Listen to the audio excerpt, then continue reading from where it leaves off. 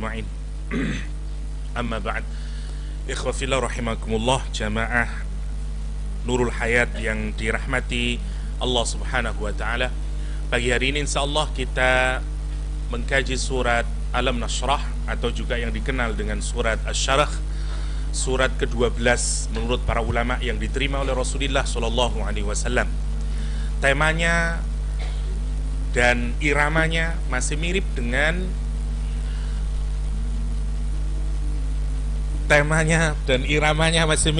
surat Ad-Duha. Karena itu kalau kita membaca surat Ad-Duha, rasanya tidak ada perbedaan dengan surat Asy-Syarah ya.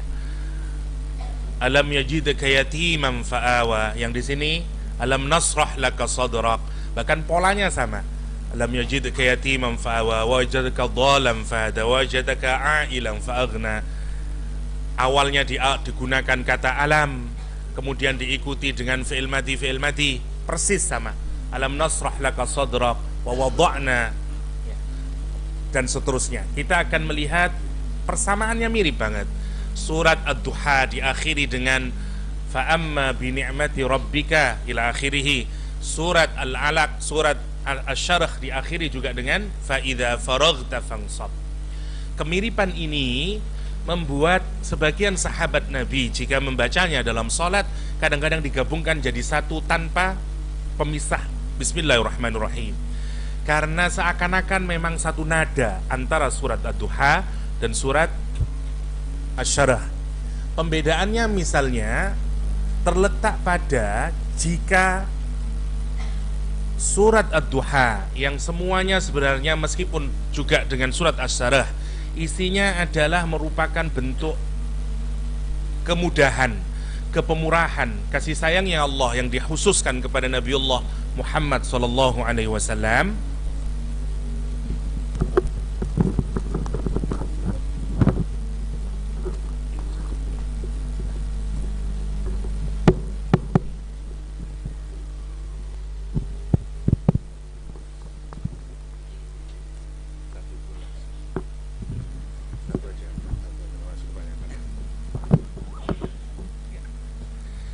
Oke, kalau kita melihat sama-sama berisi tentang perhatian, kepemurahan, kebaikan, penyelesaian yang diberikan Allah Subhanahu wa taala kepada Nabiullah Muhammad SAW. Bedanya adalah kalau di surat Ad-Duha, nikmat yang diberikan Allah kepada Nabi Muhammad SAW atau solusi yang diberikan Allah kepada Nabi Muhammad SAW itu berkenaan dengan kejadian sebelum Nabi Muhammad diangkat jadi Nabi atau awal-awal baru masa kenabian. Sementara surat Asy-Syarah nanti kalau kita perhatikan ini lebih jauh lagi setelah masa kenabian berlangsung, sehingga seakan-akan menunjukkan surat Ad-Duha dan surat Asy-Syarah ini menunjukkan perhatian Allah Subhanahu wa taala, kepemurahan Allah Subhanahu wa taala. Bahkan kapan? Sejak Nabi belum diangkat menjadi Nabi, dan bahkan Nabi setelah diangkat menjadi Nabi. Utuh jadinya antara surat Ad-Duha dan surat Asy-Syarah. Oke, kita lanjutkan, kita mulai saja. Bismillahirrahmanirrahim. Alam nashrah laka sadrak. Surat ini dibuka dengan istifham takriri, namanya istifham takriri ala nafyi. Istifham takriri itu kata tanya yang digunakan untuk menguatkan terhadap apa yang dinegasikan. Misalnya kalau saya berkata kepada anak saya bahwa saya telah kemarin memberi uang kepada dia, dan kemudian ternyata dia kok enggak membeli buku yang harganya sudah ditentukan, dan saya memberi uang lebih sebenarnya, tapi dia kok enggak membawa buku yang mestinya harus dibeli. Saya bilang kepada dia, bukankah kemarin saya telah memberi uang? Bukankah saya telah memberi uang? Kalau saya menyatakan bukankah saya telah memberi uang, maknanya adalah bukan saya bertanya kepada dia apakah saya memberi uang, tapi kalimat negasi yang model begini ini yang diungkapkan dengan tanya menunjukkan penguatan tentang apa yang saya negasikan, yaitu kalau mau diungkapkan sebenarnya saya sudah memberi uang kan, dan itu dikuatkan. Maka caranya kalau kita ingin mengungkapkan sesuatu dalam bentuk afirmatif, kejadian yang sudah terjadi masa lalu, tapi saya membutuhkan penguatan, kita bisa menggunakan dalam bentuk pertanyaan tapi bentuknya negatif, seperti kalimat ini, alam nasrah laka sadrak, bukankah kami telah luaskan, lapangkan dadamu Muhammad sallallahu alaihi wasallam. Artinya Allah telah meluaskan dadanya Nabi. Bukan Allah bertanya, apakah saya sudah meluaskan dadamu? Enggak begitu. Apakah Allah telah meluaskan? Sudah kejadiannya. Ini hanya untuk mengkonfirmasi, alam nashrah laka sadrak, untuk mentakrir, untuk menguatkan. Ya, ayat ini dibuka dengan istifham takriri. Alam nashrah. Apa kata nasrah ini? Nasrah dari kata syarah. Makna pertama kata Ibnu Ashur, syarah adalah faslu ajza'il lahmi ba'dua am ba'd. Kalau kita memisahkan ya, daging sebagian dari sebagian yang lain. Kalau ada misalnya daging kemudian kita pisahkan, kita putuskan, atau kita ya putus, atau kita potong, nah, namanya syarah. Dari situ kemudian muncul kata tasyrih fitib, atau operasi kalau dalam kedokteran. Karena kalau kita mengangkat tumor kita, mengambil sebagian daging atau apalah yang ada dalam tubuh kita, bahasa Arabnya tasyrih. Sama dari akal kata syaraha. Makna ini kalau kita kaitkan kepada ayat Al-Quranul Karim, di ayat ini terutama, alam nasrah, apakah bukankah kami telah memotong atau mengambil sebagian daging atau mengoperasimu Muhammad sallallahu alaihi wasallam. Sebagian ulama kemudian menyatakan maksud dari nasrah di sini adalah syaqqus sadr, atau operasi yang dilakukan oleh malaikat ke dalam hatinya Rasulullah sallallahu alaihi wasallam, yang kalau kita baca melalui sejarah ada 2 kali kejadiannya. Satu, di waktu masih kecil Rasulullah SAW, ketika berada dalam susuannya Halimatus Sa'diyah. Yang kedua, peristiwa sebelum melakukan Isra wal Mi'raj. Maka yang dimaksud dengan alam nasrah dirujukkan kepada peristiwa syaqqus sadr. Pendapat yang pertama ini sebenarnya merupakan pendapat yang lemah, karena sebagaimana cara kita bermuamalah dengan Al-Quranul Karim, cara yang paling terbaik kalau kita ingin menafsirkan Al-Quranul Karim adalah, nomor 1 adalah at-tafsirul Quran bil Quran. Kalau kita gunakan penggunaan kata asyarah di dalam Al-Quranul Karim, tidak dirujukkan kepada pemotongan daging atau operasi, tapi justru lebih bermakna fataha, pembukaan, expanding, membuka, melapangkan, begitu. Sama seperti doanya Nabi Musa alaihissalam, Rabbis rahli sadri, ketika Allah memerintahkan idhab ila Fir'aun, ya, pergi kamu ke Fir'aun, innahu tagha, karena sesungguhnya dia sudah keterlaluan dalam memaksiati Allah subhanahu wa ta'ala. Nabi Musa tahu kelemahannya adalah dia susah untuk mengemukakan, dan dengan Fir'aun mesti nanti akan terjadi perdebatan. Dan kalau dia ikut berdebat, dan kemudian Fir'aun sebagai politikus ulung itu, kalimatnya justru menusuk ke dalam hatinya Nabi Musa alaihissalam, entah dengan cara menghina agamanya atau dengan cara menghina Tuhannya Nabi Musa. Musa sudah bisa membayangkan alaihissalam, nanti mesti dada saya akan sesak. Kalau saya sudah sesak, maka fala yantaliq lisani, saya tidak akan bisa ngomong. Dan kalau saya tidak bisa ngomong, gagal dakwah saya. Padahal saya diperintahkan untuk mendakwai mendakwai Fir'aun laknatullah.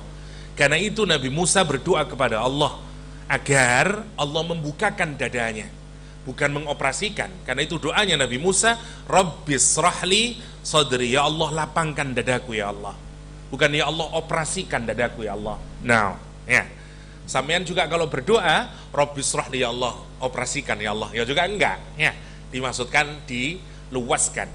Nanti kita melihat sekian banyak ayat di dalam Al-Quran menunjukkan bahwa yang memang lebih tepat makna dari kata asyarah adalah melapangkan atau meluaskan ya. Kita ambil makna yang kedua, yang ini pendapat dari jumhur mufassirin, alam nasrah, bukankah kami telah melapangkan. Apa yang dilapangkan? Laka, khususnya untukmu. Ini kalau Anda lihat grammarnya, susunannya tidak normal. Mestinya yang normal, alam nasrah apa? Sadroka laka. Lah gitu mestinya normalnya. Bukankah kami meluaskan dadamu untukmu? Mestinya begitu. Karena setelah kata kerja mestinya diikuti oleh objeknya ya, atau apa namanya? Maf'ul ya. Diikutin oleh objeknya. Ini enggak, lakanya didahulukan. Prinsipnya kalau laka didahulukan maknanya spesial ya, tidak pakai telur tapi ya spesial aja ya. Alam nasroh, bukankah kami telah meluaskan dadamu, bukankah kami meluaskan untukmu, khususnya untukmu Muhammad, dadamu. Jadi ini khusus, tidak ada orang lain yang diginikan oleh Allah SWT, hatta sekualitas kalimullah Musa, kalimullah. Nabi Musa harus minta dulu sama Allah SWT, Rabbi srahli sadri wa yassirli amri wahlul uqdatam min lisani. Doa dulu. Nabi Muhammad tidak pakai doa, Allah sendiri yang sudah meluaskan dadanya. Masya Allah ya. Kenapa? Karena tingginya derajatnya Nabi Muhammad, karena sayangnya yang lebih dibanding nabi-nabi yang lain. Karena itu kalau nabi yang lain memohon doa untuk sarhus sudur ya, untuk lapangnya dada, Nabi Muhammad SAW langsung, tidak minta udah dikasih. Ciri kalau Anda dicintai lebih adalah you tidak sampai meminta, dia sudah memberimu. Kalau orang tuamu sangat cinta kepadamu, Anda tidak nunggu minta, orang tuamu sudah tahu apa keinginanmu bahkan sebelum kamu utarakan. Kalau kamu memiliki suami nanti, dia sudah memberimu sebelum kamu minta, dia sayang berarti kepadamu. Tapi kalau kamu meminta sampai tikel-tikel mas, nah, ini kualitasnya agak rendah ya. Jadi sama, lihat kalimatnya. Nabi Muhammad tidak meminta untuk sarhus sudur, Allah sudah memberinya. Untuk nunjukin apa? Cintanya yang lebih, hatta dibanding nabi-nabi yang lain. Nah pertanyaannya sekarang, apakah sarhus sadr itu? Apa yang dimaksud dengan meluaskan dada? Oke, dulu pernah kita bahas, hati itu menurut Imam Tirmidzi, Hakim At-Tirmidzi, digambarkan seperti bawang ya, dia berlapis-lapis, layers ya, ada berapa layernya. Layers paling luar namanya sadr, lebih ke dalam lagi namanya qalbun, lebih ke dalam lagi namanya fuadun, intinya namanya lubbun. Saya ulang lagi, yang pertama sadrun, masuk lagi namanya qalbun, masuk lagi namanya fuadun, masuk lagi namanya lubbun. Masing-masing punya cirinya sendiri. Tapi Quran secara menarik menunjukkan bahwa sadr itu gambarannya di dalam Al-Quran digambarkan seperti tempatnya hati ya.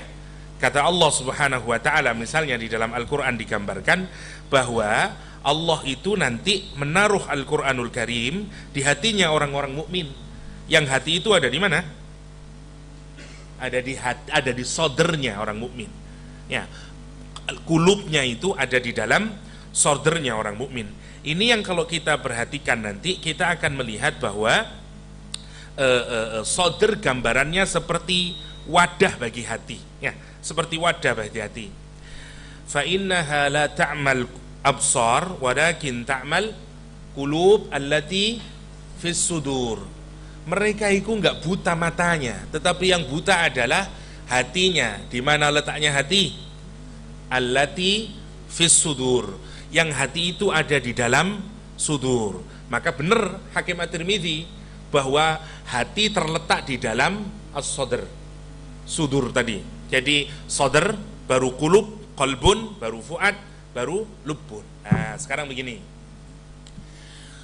Sodr karena dia seperti wadah, maka ada yang wadahnya besar, ada yang wadahnya sempit, ada yang wadahnya besar dan dalam.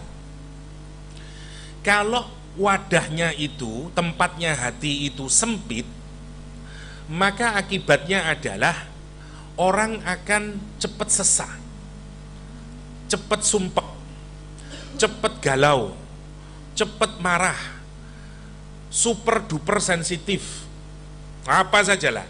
Kenapa? Karena dadanya sempit. Digoda sedikit marah, diomongin sedikit yang tidak menyenangkan, wah sudah kelihatan sekali. Kenapa? Dadanya sempit. Jadi sempitnya dada berkaitan dengan sikapnya orang nanti. Ada orang yang Masya Allah dimarahin oleh orang, tapi dia tetap cool. Dihinakan orang, tapi dia tetap cool. Enggak berubah dia. Dia punya cara untuk membuat dia tetap jadi enak. Padahal susah ya, kalau kita ini, misalnya kalau kita ini tidak sensitif orangnya, memang orang yang jelek, diomongin jelek sama orang nggak ngefek ya. Misalnya sampean ngomong kepada orang yang memang bejat sekali dah, dia sampah masyarakat katakanlah ya, karena memang semua perbuatan buruk dijalankan oleh dia, semua maksiat dilakukan katakanlah. Terus kita ngomong sama, atau jangan kita lah, ada orang yang bilang sama dia misalnya dengan kalimat yang buruk. Pertanyaan saya, apakah orang itu merasakan sebagai keburukan? Boleh jadi sudah enggak. Misalnya ada orang manggil, enggak enak saya ngomongnya ya, tapi enggak apa-apa lah untuk sebagai contoh. Misalnya, dos wedus, biasa aja dia. Ya, atau kita panggil misalnya, hai anjing, biasa aja dia. Kenapa? Karena memang dia sudah kelakuannya seperti itu. Sekarang kita balik. Kalau orang yang hatinya bersih, ya, orang itu baik, ada orang mencaci maki kita, terasa enggak? Terasa, karena kitanya bersih. Satu aja omongan itu masuk di sini dan itu akan jadi kepikiran kita. Kalau tidak percaya coba aja lah. Orang mengkritik kita, kalau kita ini dasarannya orang yang baik, maka dikritik, di macam-macam ya, dihinakan orang, dicaci maki orang, itu membekas dalam hati dan itu berat rasanya nanti. Masih ingat kisahnya Aisyah radhiyallahu anha yang dituduh selingkuh? Sampai 3 hari nangis terus sampai tidak keluar air mata. Untuk nunjukin apa? Beratnya beban. Bagi orang yang biasa selingkuh, insya Allah ya tidur aja meskipun dikasih iku loh selingkuh wonge, alhamdulillah, malah gitu mungkin ya. Kenapa? Kan sudah kebiasaannya. Tapi orang yang bersih itu pukulan, itu pukulan. Nah, Allah menyatakan hatinya Rasulullah itu dilapangkan. Sekarang kita lihat dulu fungsinya. Sodr, kata Hakim At-Tirmidzi atau beberapa ulama yang lain, adalah tempat ma'rifah, tempat informasi. Kumpulnya ilmu pengetahuan itu awalnya ada di dalam sodr. Karena itu orang pondok menyatakan al-ilmu fis sodr, la fis sutur. Al-ilmu fis sudur, la fis sutur. Ya, ilmu itu ada dalam hati, tidak ada dalam kertas, nggak dalam tulisan, tapi di dalam hati kita. Kalau masih ada dalam kertas, ada dalam tulisan, dia belum menjadi ilmu. Tapi kalau sudah masuk ke dalam dada kita, dia baru ilmu, kata dia. Oke, sekarang perhatikan. Maka setiap kita mendapatkan pengetahuan, nanti masuk ke dalam mana? Sodar. Pertanyaan saya, kalau Anda punya banyak pengetahuan, kira-kira membuat Anda jauh lebih lapang atau mudah sumpek? Ada komputer sebelah sini, sampean suruh ngoperasikan, tidak bisa ngoperasikan, sumpek, ya. Menikah, akhwatnya sama mertuanya suruh bikin nasi goreng, tidak tahu ilmunya bikin nasi goreng, sumpek, ya. Dan segala macamnya lah.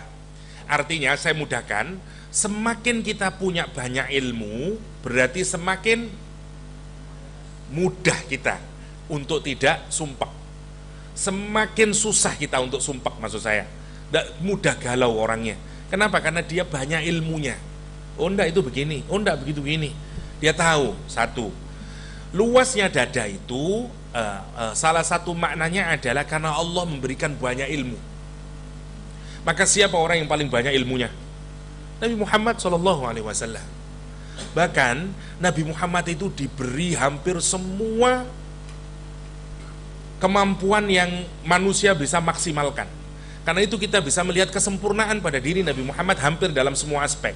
Sebagai ayah, sebagai pemimpin perang, sebagai arsitek, sebagai semuanya lah. Ya. Karena apa? Karena beliau memiliki banyak ilmu itu.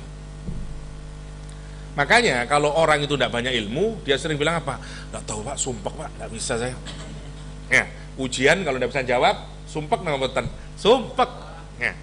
Jadi makna yang pertama dari syarhus sadr adalah karena dilapangkan, kenapa nanti kok kemudian menghilangkan beban hidup? Karena ada kasih ilmu. Yang pertama. Yang kedua, luasnya dada itu berkaitan dengan apa lagi? Dengan karena kalau ada tempat yang besar, tidak sumpek. Ada banyak kita daya nampung, apalagi kalau dalam. Orang misalnya ya, nyaci maki kita. Kalau sempit, langsung kena ke hatinya itu. Tapi kalau dalam wadahnya, luas wadahnya, untuk sampai ke hati itu lama Mas. Ya, ibarat sampean melempar, misalnya ya, di sini ada dalamannya, misalnya ada apalah di dalam sini, ada apalah, terus kita menjatuhkan benda.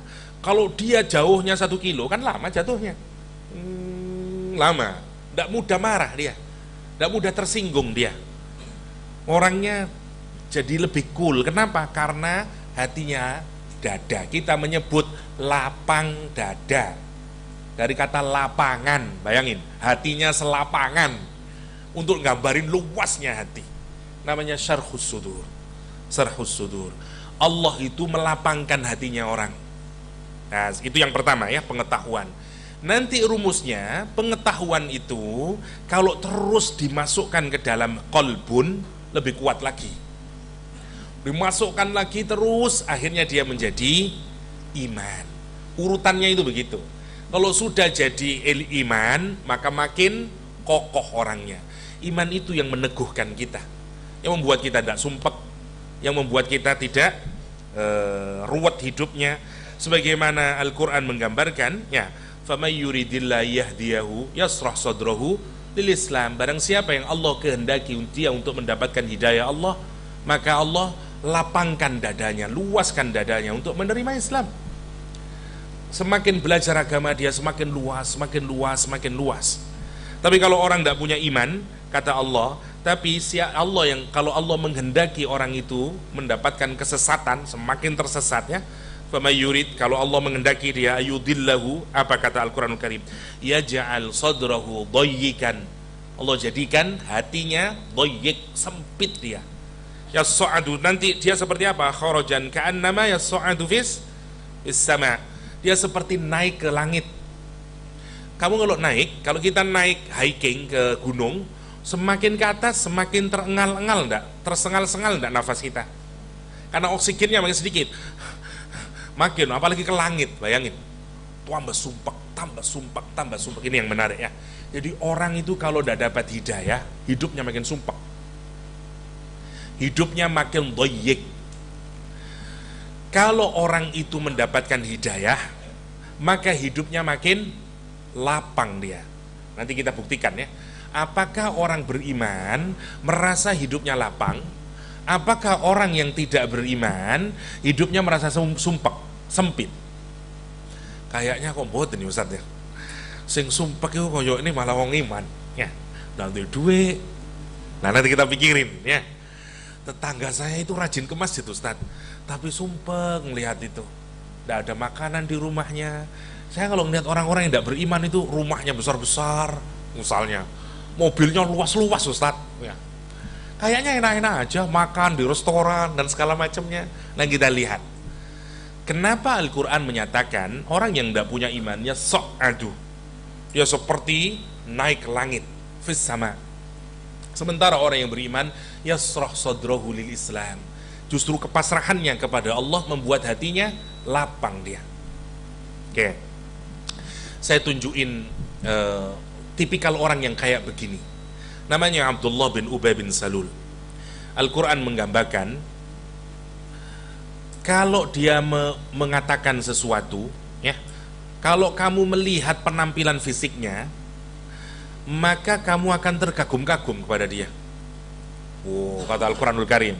Ini. Wa idza ra'aitahum, kalau kamu melihat ajsamuhum, melihat fisiknya dia, tu'jibka, kamu akan kagum. Wow. Ngelihat rumahnya, wow. Ngelihat mobilnya, wow. Ngelihat putihnya, gagahnya, bajunya yang bagus, wow.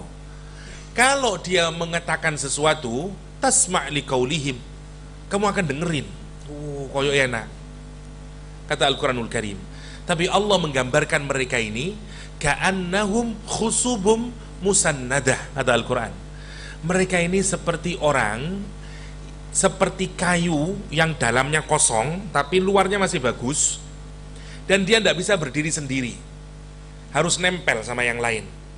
Seperti kayu yang nempel, kayu yang disandarkan. Gini ya, kalau kita pohon, kalau betapapun kecil dia, tapi kalau dalamnya ada, hidup dia, maka pohon itu bisa berdiri.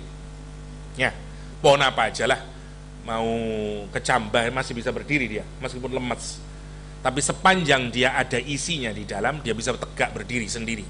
Apalagi kalau kita ngelihat pohon iman nanti ya, yang akarnya di bumi, far'uha fis sama, kuat banget dia. Nah sekarang Anda lihat kan, ada jenis kayu yang kalau dilihat dari luar bagus, tak kagum, wah piye, kayak wah wapi. Tapi kalau Anda lihat dalamnya, kosong dia, kosong dia. Dan kalau tidak bisa dia berdiri begini, kenapa? Karena dia tidak ada isinya, dia kosong, dia harus disandarkan, bersandar kepada yang lain sehingga nampak baik. Tapi sesungguhnya dalamnya kosong. Itu Al-Quran menjelaskan. Ada sekian banyak orang yang nampak dari luar sebagai orang yang mengagumkan kalau kita melihat, tapi sesungguhnya di dalamnya nggak ada seneng-senengnya dia, sumpek hidupnya, menderita hidupnya, hatinya galau dia mencari sesuatu yang dia nggak tahu ujungnya, yang orang sekarang menyebut emptiness, kosong hatinya. Tanya sama orang-orang yang nggak punya iman, yang kaya raya itu, dia terus searching for something, dan ujungnya dia galau hidupnya itu. Saya nyari apa ya? Berakhir kemana? Obat-obatan, ke minum-minuman, ke segala macamnya. Kenapa itu? Karena sesungguhnya dia seperti mendaki terus ke langit yang dia nggak tahu. Apa yang dia cari dia nggak tahu. Dia hanya sibuk dalam urusan apa? Bangun kesan terus. Seperti Abdullah bin Ubay bin Salul. Terus begitu. Kenapa? Karena motivasinya adalah dunia. Motivasinya adalah dunia. Itu yang membuat dia tidak bisa lapang dadanya nanti. Wah, apalagi nanti kalau ada yang hilang dari dunia makin sakit ya. Makin sakit dia. Nanti kita lihat lebih jauh ya. Jadi satu maknanya adalah Allah meluaskan hati. Kenapa? Karena dia iman. Imannya ditambah. Ada hubungan langsung itu. Ada hubungan langsung antara sarhus sudur dan iman nanti. Menarik. Allah menggambarkan orang munafik. Menarik ya. Dia punya iman awalnya, tapi kemudian justru jadi kafir. Mestinya iman itu jadi takwa, habis itu jadi muhsin. Nah gitu toh. Islam terus iman terus ihsan lah gitu toh mestinya itu sekuennya begitu, urutannya begitu. Dari Islam nanti kalau dipupuk terus jadi iman, iman dipupuk terus jadi ihsan. Ini enggak. Ada orang yang dari iman tapi kemudian jadi kafir. Ini gimana ini? Ada yang salah dari dia itu. Karena itu nanti Al-Quran menggambarkan kosong dalamnya. Awalnya dia mungkin punya iman, meskipun imannya kecil. Dzalika bi'annahum amanu thumma kafaru fatubi'a ala qulubihim fahum la yafqahun. Kata Al-Quranul Karim. Mereka awalnya punya iman. Karena itu lihat kalimat sambungnya, bukan fa, bukan wa, tapi thumma. Tsumma itu lama. Setelah proses yang lama, keimanannya justru tidak berubah menjadi ihsan, menjadi takwa yang mengantarkan dia ke akhirat, ke Allah SWT, tapi enggak. Imannya justru mengantarkan kepada kekufuran. Menarik ini, ada orang yang punya iman tapi lahirnya kekufuran. Dan akhirnya kalau sudah kufur, bukan tsumma lagi, fa sekarang, cepat sekarang perubahannya. Begitu dia sudah kufur, fatubi ala qulubihim, hatinya dikunci sama Allah. Hatinya disil udah enggak bisa lagi. Terus fa lagi, kemudian fahum la yafqahun. Sekarang tidak akan ada ilmu yang masuk ke dalam hatinya. Tafaqquh, kalaupun dia mungkin hafal hadis, meskipun dia belajar ilmu agama, tapi ilmu agamanya tidak akan pernah masuk ke hatinya. Dan kalau ilmu tidak masuk ke hati, apa akibatnya? Sumpak seperti tadi, karena tidak ada ilmu yang masuk. Hati-hati ini bahayanya. Bahayanya sarhus sadr. Bahayanya qalbul madbu, yang sudah dikunci oleh Allah. Ya. Kenapa? Karena perbuatan mereka sendiri. Iman itu mestinya dia memang yazid wa yankus, ya, seperti Handhalah datang ke Rasulullah SAW. Ya. Handhalah awalnya datang ke rumahnya Abu Bakar As-Siddiq mengeluhkan kondisi imannya. Dia datang ke Abu Bakar, ya Abu Bakrin, saya ini kalau hadir di majelis Nabi, rasanya surga dan neraka itu seperti ada di depan mata saya. Kalimatnya dia, perhatikan ya, saya itu merasa surga dan neraka seperti di depan mata saya. Ya, saya aja tidak pernah merasakan begitu itu. Masya Allah, itu kan tingginya iman ya, sampai merasa surga neraka seperti di depan mata. Boosting imannya itu, hebatnya kalau orang hadir dalam majelis Nabi. Jadi seakan-akan surga di depan matanya. Tapi begitu saya kumpul sama anak-anak saya, sama istri saya, hilang rasa itu. Sungguh saya ini munafik, wahai Abu Bakar. Saya munafik, Abu Bakar. Alhamdulillah, kalau kayak begitu, aku juga begitu. Kata Abu Bakar, oke, kita ke Nabi Muhammad. Kata Rasulullah SAW, enggak, bukan begitu munafik itu. Dan memang karakter iman itu sa'atan fasa'atan, kata Rasulullah. Memang enggak mungkin terus begitu terus. Karena Rasulullah, kalau kamu bisa imanmu kayak gitu terus, yang kayak tadi itu, maka malaikat akan menyalami kamu di jalan-jalan. Ya, kata Rasulullah SAW, malaikat akan nyalamin kamu di jalan-jalan. Masya Allah, memang susah. Karena itu para ulama membuat rumus, iman itu naik dengan ketaatan, turun dengan maksiat. Berarti kalau ada orang yang punya iman dan kemudian berubah menjadi kufur, kenapa? Karena dia maksiat. Allah sudah kasih modal. Hati kita itu tempatnya orang iman, tempatnya iman. Tapi hati tadi itu yang tidak bisa dijamah oleh setan sekalipun awalnya, karena dia dilapisi dengan sodr tadi itu, setannya cuman berjalan-jalan di sodr, tapi tidak bisa masuk ke qalb. Alladzi yuwaswisu fi sudurin nas, bukan qulubin nas. Yuwaswisu fi sudurin nas, bukan yuwaswisu fi qulubin nas. Enggak, hati itu dibikin bersih oleh Allah. Kan itu modal kita, hardware kita untuk hidup di dunia ini. Oke, tapi bagaimana nguatinnya? Dengan ilmu yang masuk di dalam sodr. Nanti ilmu itu diterima oleh, kalau hatinya ini bersih, tidak ketutup, maka ilmunya masuk ke dalam qalbun, gitu maunya. Nah, semakin banyak ilmu, makin luas kemudian sarhus sudur, rumusnya. Ini ada orang punya iman masih kecil, tidak dia rawat, tapi justru dia melakukan seluruh amal yang maksiat ya Allah SWT. Terus makin maksiat, titik satu, terus lama-lama ketutup. Itu yang disebut dengan qalbul madbu'. Kalau sudah ada qalbul madbu', hadir dia, belajar apapun dia, ilmunya hanya sebatas di sodr, gak bisa masuk ke dalam hati. Karena itu Quran menyatakan bukan la ya'lamun, tapi la yafqahun. Kalau ya'lamun dia mungkin tahu, dia tahu gini-gini, tapi tidak bisa masuk ke dalam hatinya, tidak merubah hatinya. Itu yang akibatnya dia nggak ada sarhus sadar, nggak ada sarhus sadar. Ilmunya nggak masuk ke dalam, Beda banget ya kalau ilmu itu masuk ke dalam dan berubah menjadi hidayah, dan kemudian membuat lega hati, tenang hati. Orang jadi berbeda. Orang jadi berbeda. Ya. Jadi sarhus sadr kata Al-Quranul Karim. Oke, itu yang pertama. Yang kedua, Al-Quran juga menggunakan kata sarah, ya, juga dalam makna kelapangan dada.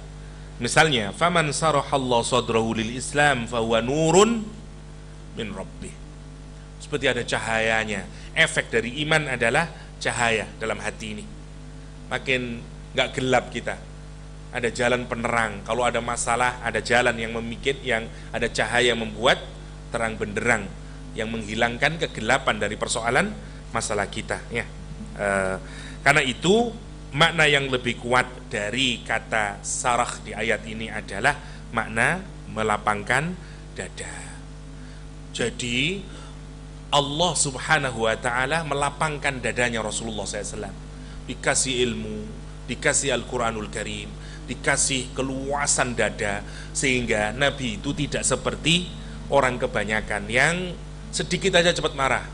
Sedikit aja cepat marah. Bayangin ya, untuk orang sekualitas siapa? Abdullah bin Ubay bin Salul yang menipu Rasulullah SAW, nyakitin Rasulullah SAW. Ketika meninggal dunia, datang anaknya, namanya Abdullah juga, diganti oleh Nabi jadi Abdullah juga, Abdullah bin Ubay bin Salul. Datang ke Rasulullah SAW, ya Rasulullah, ayah saya meninggal dunia, mohon dia untuk gamisnya Rasul dikafani, dipakai gamisnya Nabi dan disolati. Rasulullah mau mensolati. Umar protes. Kata Umar bin Khattab, ya Rasulullah, kamu mau mensolati orang munafik ini, orang yang Masya Allah. Apa kata Rasulullah SAW? Bukankah Allah telah berkata, kata Umar bin Khattab, bahwa kalaupun engkau memintakan ampunan kepada orang munafik, atau kamu tidak memintakan ampunan kepada Allah, kalaupun engkau tidak memintakan ampunan kepada Allah, kepada orang munafik, atau memintakan ampunan sampai 70 kali, Allah tidak akan mengampuni. Ayatnya jelas. Kata Rasulullah SAW, Abu Bakar, Umar, Allah masih memberiku pilihan untuk memilih antara memohonkan ampun atau tidak memohonkan ampun, dan aku memilih memohonkan ampun. Dan kalaulah bisa aku memintakan ampun lebih dari 70 agar diampuni dosanya, aku akan lakukan itu. Sakitnya dengan ngotot terhadap musuhnya, nggak bisa lah. Itu yang disebut dengan sarhus sadr. Hatta kepada orang yang memusuhi beliau, Nabi masih mau mendoakan. Quran bilang, wah ya Rasulullah, you mau mendoain orang munafik sampai 70 kali, nggak akan didoain, nggak akan diterima oleh Allah. Apa kata Rasulullah? Kalaulah Allah mau mengampuni orang munafik untuk berdoa lebih dari 70, aku akan lakukan. Dan nanti begitu turun ayat Taubah 83 atau 84 mungkin, yang melarang tidak boleh mensolati orang munafik. Sejak itu kemudian tidak boleh lagi mensolati orang munafik. Ya. Awalnya dari apa? Lihat luasnya hatinya Nabi, sayangnya Rasulullah. Kalau kita ini ngikuti dakwahnya Rasulullah, menjadikan Rasulullah sebagai uswah, itu juga yang harus kita miliki. Sayangnya kita hatta kepada musuh. Kenapa? Karena dakwah itu ingin mengajak sebanyak-banyaknya orang untuk menuju jalannya Allah subhanahu wa ta'ala, bukan menghalangi orang dari jalannya Allah subhanahu wa ta'ala. Kita ini sekarang dakwah nyaci maki orang, dakwah buntu orang untuk meraih ampunannya Allah subhanahu wa ta'ala. Lihat Rasulullah sallallahu alaihi wasallam, ya, luasnya hatinya Nabi. Alam nasrah laka sadrak, kata Allah subhanahu wa ta'ala. Ya. Itu kalau kita mau tiru, ya, hebatnya Rasulullah sallallahu alaihi wasallam, bukti nyata dari sarhus sudur Rasulullah sallallahu alaihi wasallam. Oke, yang kedua, alam nasrah laka sadrak wa wada'na anka wizrak. Wada'a meletakkan, tapi meletakkan dari yang lebih rendah lagi. Kayak ini diletakkan dari ke sini, kemudian saya meletakkan lagi ke bawah, namanya wada'a. Wa wada'na, Dan kami letakkan, maksudnya kami angkat untuk diletakkan yang lebih rendah lagi agar tidak menjadi beban. Angka kepadamu wizrak. Wizrak itu beban, ya. Awalnya kata wizr itu maknanya gunung. Karena itu menteri dalam bahasa Arab wazir. Kenapa? Karena menteri itu bebannya berat. Tapi menariknya banyak orang kepingin jadi menteri, ya. Padahal berat itu, segunung bebannya itu. Karena itu dosa juga disebut dengan wizr, wala taziru waziratun wizra ukhra. Kenapa? Karena nanti kalau di akhirat orang yang datang kepada Allah SWT membawa dosa, dia datang seperti membawa wizr. Berat itu, seperti membawa gunung, padahal perjalanannya jauh. Ya, Masya Allah, Masya Allah. Itu namanya wizr. Beban itu dalam ada himl, ada wizr. Orang hamil, orang yang membawa beban, karena itu disebut dengan hamil. Bedanya adalah kalau himl atau dari kata hamala itu beban yang masih bisa kita tanggung. Kita masih oke lah. Nggak ada ibu yang mengandung 9 bulan, kaboten aku, waduh, enggak. Meskipun berat, memang saya tidak menyatakan itu tidak berat, tapi ibu itu masih dalam kemampuan dia untuk menanggungnya. Ya meskipun loro, lek longgo dikai bantal, tapi masih bisa, masih bisa ditanggung. Tapi kalau disebut dengan wizr, itu sudah tidak bisa lagi. Saking beratnya sudah, saking beratnya, sampai kalau di bawah itu ke bunyi sudah, ya, saking beratnya. Itu namanya wizr. Beban yang berat namanya wizr. Beban yang masih bisa kita tanggung namanya himl. Allah menyatakan wa wada'na anka wizrak, kata Allah SWT. Nanti Allah SWT yang kedua, bukankah aku luaskan dadamu, lebarkan dadamu, lapangkan dadamu Muhammad, dan apalagi aku letakkan, aku ambil, ya, diambil apanya? Bebannya Nabi. Pertanyaannya, apa beban berat Nabi Muhammad SAW itu? Kalau kita ditanyain, opo beban berat kita ini, ya, monggo dipikirkan satu-satu, dipikirkan sendiri-sendiri, ya. Apa yang kita anggap sebagai beban berat dalam hidup ini? Jomblo Mas Ustaz, belum dapat sisnya. Nah, misalnya itu yang paling berat. That's mau wizard saya Ustaz. Macam-macam tiap orang. Sekarang kita lihat, kira-kira wizardnya Nabi ini apa? Beban beratnya Rasulullah apa? Ada yang menyatakan wizardnya Nabi itu wafatnya istrinya Aisyah, Khadijah, wafatnya pamannya Abu Thalib, ya, dan segala macam. Oke, itu beban, tapi kira-kira apakah itu beban yang bagi Nabi seperti wizard? Insya Allah juga tidak, karena kita juga akan punya pasangan yang mati, ya, nggak ada itu masing suami istri masing-masing nanti akan mati, entah istri duluan atau suami belakangan, ya. Pasti akan mati, ya, pasti akan mati. Dan semuanya akan menerima. Kalau artinya bukan Nabi saja yang mengalami ditinggal mati istri, ya, ada banyak laki-laki yang ditinggal mati istrinya. Oke, bukan Nabi saja yang ditinggal mati ayahnya atau pamannya, orang lain juga banyak. Artinya tentu ini bukan wizard. Oke, apa yang dirasakan oleh Nabi Muhammad itu menjadi wizard? Ada yang menghubungkan satu, wahyu. Karena masih ingat ketika ayat Al-Quran tidak turun, ada masa jedah, ya, di awal yang juga menjadi latar dari surat Ad-Duha.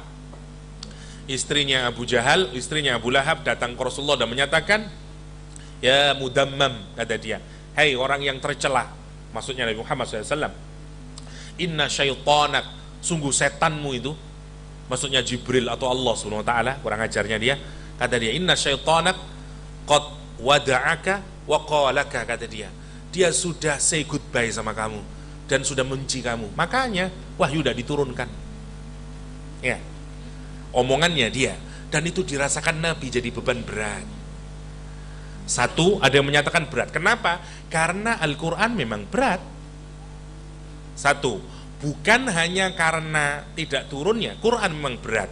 Gambarannya di dalam Al-Quran, kalau Al-Quran diturunkan ke gunung, apa yang terjadi?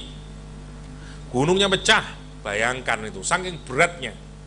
Nah, itu masuk ke dalam hatinya Rasulullah yang disebut Al-Quran dengan qaulan tsaqila, kalimat yang berat. Itu yang berat. Mana yang pertama, wizr dikaitkan itu. Jadi Quran yang mestinya berat itu oleh Allah dimampukan masuk ke dalam hatinya Rasulullah Shallallahu Alaihi Wasallam. Zaid bin Sabit pernah melaporkan pahanya ditindih dengan paha Nabi saat menerima wahyu. Kata Zaid bin Sabit, aku tidak pernah ditindih oleh apapun yang lebih berat daripada pernah ditindih dengan pahanya Rasulullah Shallallahu Alaihi Wasallam, karena duduk bareng-bareng, ketindihan sedikit dan pas turunnya wahyu. Berat sekali katanya. Unta akan turun, ya, dan Nabi berpeluh, ya, masya Allah, macam-macam caranya. Ada yang seperti suara bee sound, ya, seperti suara tawon. Wallahu a'lam kayak apa. Tapi yang menarik untuk kita pikirkan adalah ada yang merujukkan wizr itu dengan Al-Quranul Karim, ya, beratnya untuk diterima oleh Rasulullah Sallallahu Alaihi Wasallam. Tapi pendapat yang lebih kuat lagi, wizr itu apa? Wizr di ayat ini adalah mikir masyarakat, mikir umatnya. Itu yang menjadi beban Rasulullah SAW. Dan tugas Nabi sebagai Nabi terakhir, karena memastikan tidak akan ada Nabi yang lain lagi. Kalau saya sampai gagal dakwah, rusak semuanya ini. Tidak akan ada Nabi lagi yang menjelaskannya. Dan itu makin kebebanan, karena dia menjadi the last prophet. Kalau masih ada yang lain, gila, saya tidak berhasil, tapi kan masih ada nanti. Ini tidak yang terakhir, sudah makin berat. Apalagi dilihat tantangan sebegitu beratnya, Nabi mikirin bagaimana umatnya, kok tidak mau, masa Allah. Itu yang disebut dengan wizr. Wizr berat sekali itu, berat sekali dirasakan oleh Rasulullah Shallallahu Alaihi Wasallam. Masing-masing, jangankan umatnya, setiap individu ditangisi oleh Rasulullah SAW. Kita ini ditangisi oleh Rasulullah SAW karena cintanya kepada umatnya. Ya, seperti yang kemarin kita jelaskan melalui hadis syafaat Rasulullah Sallallahu Alaihi Wasallam. Saking cintanya, dan itu yang merasa berat bagi diri Nabi Muhammad SAW. Sejak awal sebenarnya, sejak awal Nabi itu orang yang baik sekali hatinya. Karena itu hatta sebelum menjadi Nabi, Nabi sudah berpikir bagaimana ini. Dia tidak bisa melihat kezaliman segala macam, ya, perbudakan yang ada di Mekah saat itu. Perbudakan jadi ingat milkul yamin, ya. Jadi saking beratnya beban yang dirasakan oleh Nabi Muhammad, mikir bagaimana ini merubah situasi ini. Dagang penuh korupsi, ya, sistem pergaulan yang tidak islami, gak karu-karuan dulu. Nabi sudah, kalau sekarang ikut LSM, ya, namanya Hilful Fudul, bergerak untuk membantu anak-anak yatim dan para janda. Tapi Nabi masih tahu ini gimana solusinya. Kan itu Nabi sering berpikir sendiri di tahannus di Gua Hira, maksudnya begitu. Dan itu dirasakan beban. Kenapa? Karena itu beban yang menindih, karena mikir masyarakat. Sekarang kita perhatikan, ya, apa yang menjadi beban kita dan apa yang menjadi beban Rasulullah SAW. Kalau yang jadi beban jenengan masih urusan diri sendiri, levelnya waduh dari Nabi Muhammad SAW, saya waduh ada beban berat, semuanya masih urusannya dirinya sendiri. Lihat, Nabi Muhammad itu yang jadi beban bukan urusannya sendiri, tapi mikirin kita semuanya ini. Itu juga yang harus kita tiru. Kita ini kalau mau jadi orang yang baik harus lebih luas lagi, ya, bukan berorientasi pada diri kita sendiri lagi, tapi lebih mikir yang lain lagi, ya, mikir dakwah, mikir berkembangnya Islam, mikir perubahan yang terjadi di masyarakat agar berubah lebih baik, dan segala macamnya. Itu yang menjadi beban yang dirasakan oleh Rasulullah Sallallahu Alaihi Wasallam. Wa wada'na anka wizrak alladhi anqadha dhahrak. Yang wizr itu anqadha, naqid itu suara yang keluar kalau orang punggungnya dikasih beban yang berat terus keluar bunyi kretek. Nah gitu, itu namanya naqid. Atau kalau dengan naik misalnya apalah mobil diisi wakai sampai nyek, nah itu namanya angqadha. Karena itu wizr itu adalah beban yang berat. Ya. Huge burden namanya wizr. Alladzi anqadha dhahrak. Ya. Yang sampai ibaratnya punggung itu sampai saking beratnya. Ya, sampai apa? Saking kaboten dengan bebannya itu. Tapi Allah nanti mengangkatnya itu, beban yang dirasakan berat oleh Nabi. Tidak lama. Dan nanti kalau kita perhatikan, Masya Allah ya, beban yang sebegitu hebatnya itu, sebegitu beratnya ditanggung oleh Rasulullah SAW. Kalau kita hitungan waktu, cepat sekali berubahnya. Hanya dalam waktu 23 tahun semuanya berubah. Semuanya berubah. Itu yang dimaksud dengan wa wada'na anka wizrak alladzi anqadha dhahrak.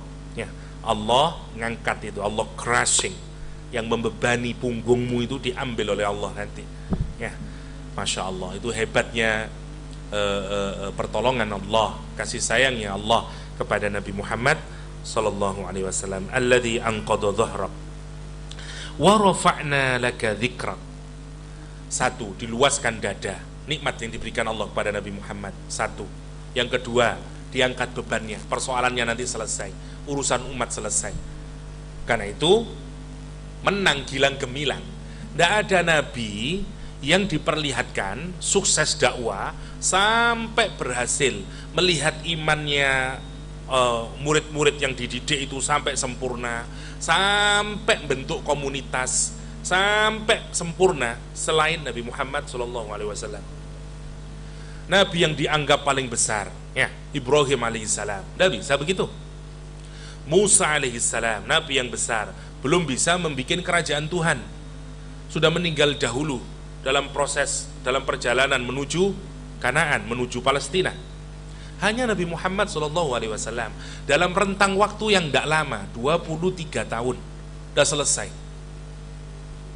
Dan Nabi melihat itu, melihat sempurnanya imannya Abu Bakar As-Siddiq, melihat Masya Allah sampai jadi Madinah Al-Munawwarah hanya dalam waktu 23 tahun. Itu yang dimaksud dengan alladzi anqadha dhahrak, berubah semuanya. Berubah semuanya.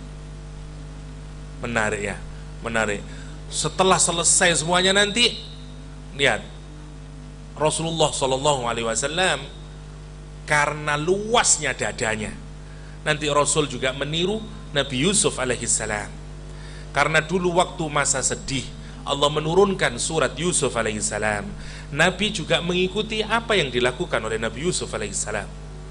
Begitu Mekah dikuasai oleh Rasulullah SAW, ya, Fathu Makkah terjadi, maka semua orang Quraisy kumpul, ketakutan pada Rasulullah SAW.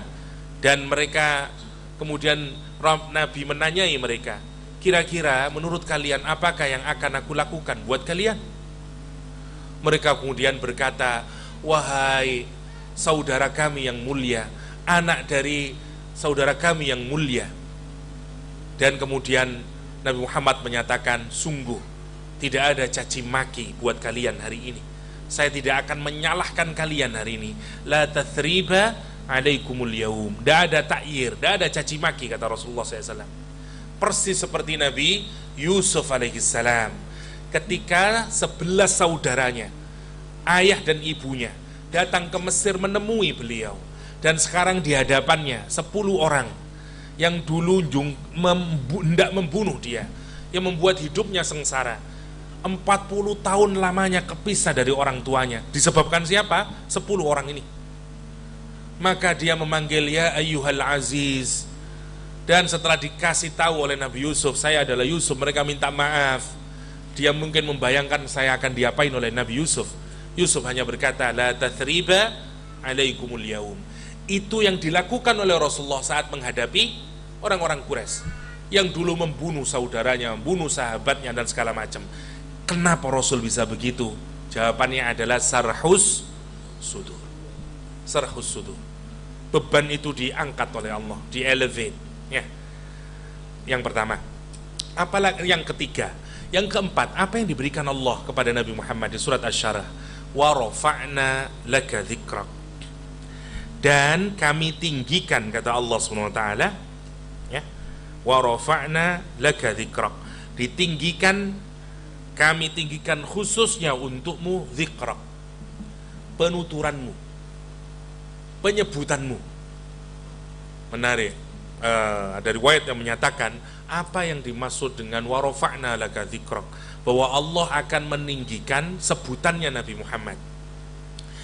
Hadisnya menyatakan bahwa setiap nanti nama Allah disebut, maka nama Nabi Muhammad SAW juga disebut.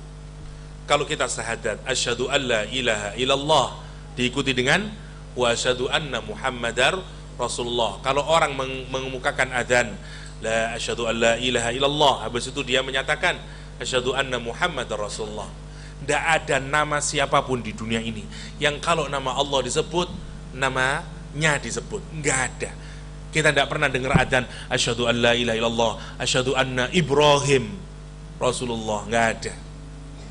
Salah satu makna dari wa rafa'na laka dzikrak. Satu. Yang kedua, makna dari rafa'na laka dzikrak adalah ditinggikan. Sampai detik hari ini, nama yang paling banyak digunakan oleh manusia Muhammad. Berapa banyak orang yang namanya Mekel? Tidak banyak lah. Berapa banyak namanya Sarimin misalnya? Tidak banyak. Muhammad paling banyak sedunia. Tinggi dia. Oke, yang pertama. Yang kedua, penyebutannya. Kalau mau dihitung, berapa orang yang membaca nama Muhammad dalam satu hari, nggak akan ada yang bisa ngalahin dibandingin apapun. Sama senang lah dengan nama apalah, katakanlah apa sekarang yang lagi booming, nggak tahu saya apa nama siapalah yang booming, memang disebut terus-terusan ya. Misalnya Menpora misalnya, berapa kali dalam sehari disebut nama Menpora. Sekarang bayangin nama Muhammad SAW. Azan saja, kalau jangan pikirkan, azan itu tidak pernah berhenti di dunia ini. Satu hayya 'alal falah terakhir, daerah yang lain sudah mulai Allahu Akbar, Allahu Akbar. Ini mau berhenti, daerah yang lain mulai lagi Allahu Akbar, Allahu Akbar. Berhenti. 24 jam azan itu tidak pernah berhenti. Karena masing-masing daerah itu ada yang terpaut sedikit terus begitu. Kalau seluruh dunia, dan di setiap azan saya tanya, apakah nama Nabi Muhammad disebut? Disebut. Artinya setiap waktu Nabi Muhammad itu disebut namanya. Baru yang azan ini, belum yang sholat. Setiap kita sholat, Allahumma sholli ala Nabi Muhammad disebut. Belum lagi orang yang sholawatan. Ya, waduh tambah banyakan itu. Ya Nabi ya Muhammad, waduh terus. Segala macam. Tidak ada nama yang disebut melebihi tingginya nama Nabi. Shadaqallahul azim. Ya, wa rafa'na laka dzikrak. Bahkan lebih hebatnya lagi, Allah juga mengucapkan sholawat, membacakan sholawat kepada Rasulullah SAW, meskipun maksudnya mengampuninya, ngasih rahmat kepada Nabi Muhammad SAW. Innallaha wa malaikatahu yusalluna 'alan nabi. Saking hebatnya makna dari wa rafa'na laka dzikrak. Ketaatan kita kepada Rasulullah SAW dianggap sama dengan ketaatan kepada Allah Subhanahu wa ta'ala. Ya, wa may yuti'ir rasul faqad ata Allah. Siapa yang mentaati Rasul, dia mentaati Allah. Masya Allah. Bahkan siapa yang mengklaim mencintai Allah, fattabi'uni, ikuti Muhammad sallallahu alaihi wasallam. Wa rafa'na laka dzikrak. Wa rafa'na laka dzikrak. Ya, tingginya. Kita enggak ada sebanyak itu orang menyebut nama kita. Dulu dihina-hina Nabi Muhammad oleh Abu Lahab. Ya, karena begitu kehilangan anak laki-laki, kata dia, tidak mungkin kamu sudah visi misimu tidak akan ada yang meneruskan, bahkan namamu tidak akan ada diteruskan, karena orang Arab kalau tidak punya anak laki-laki hilang namanya. Ya, karena nanti yang perempuan kalau menikah sudah tidak disebut namanya bapaknya, nah disebut nama suaminya. Misalnya saya, anak saya kalau laki-laki, wah masih ada Sajjad bin Yahya ya, misalnya ya. Jadi masih ada nama saya, tapi kalau perempuan nggak bisa. Nanti anak saya yang perempuan sudah ikut nama suaminya, maka tidak akan lagi ada orang nyebut Yahya. Yahya hilang, Yahya dari peredaran. Kenapa? Karena tidak ada anak laki-laki. Itu yang disebut dengan abtar. Karena tidak akan ada lagi yang neruskan. Suweneng ini siapa? Abu Jahal seneng, Abu Lahab seneng. Butira Muhammad, kata dia. Muhammad telah diputus. Muhammad diputus, kata dia. Kata Abu Jahal, kata Abu Lahab maksud saya.